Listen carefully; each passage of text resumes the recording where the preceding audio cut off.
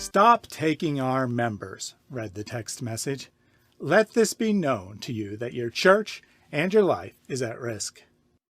Mafabi was no stranger to threats since he left Islam in December 2020, but I have to imagine he smiled when he read those words. His work for the kingdom was having an effect. The Muslims were desperate. They couldn't compete with Mafabi's knowledge, and more Muslims were accepting Christ as Savior every time they tried to debate him. Their Dawah scripts were no match for the convert who knew both religions well. Something had to be done, so they moved from debate to threat.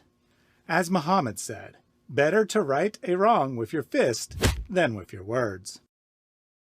Mafabi had spent 35 years trapped in Muhammad's hell. Then a local pastor told him the gospel.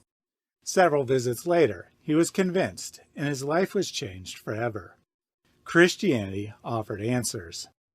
In response, the Muslims had nothing. They could offer only threats of violence.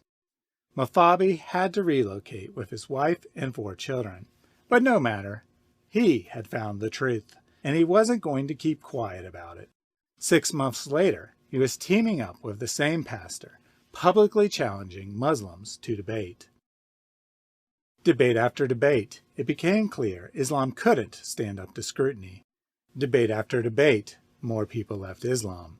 Using his knowledge of his former religion, Mafabi and his pastor led more than 100 Muslims to Christ over the next year.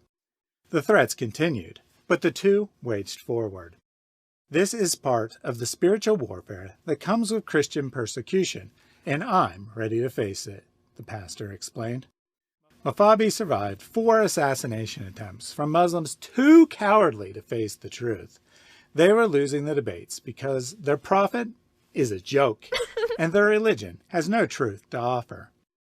On January 2nd, 2023, a 5th attempt was made.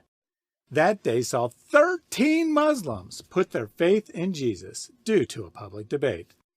Angered at the loss, Muslims accused Mafabi of blasphemy and demanded he leave the premises. On the way home, 2 men knocked him from his motorcycle, shouted Allahu Akbar, overpowered him, and cut his neck with a long Somali knife, said an eyewitness. Thus, they accomplished what their God could not do.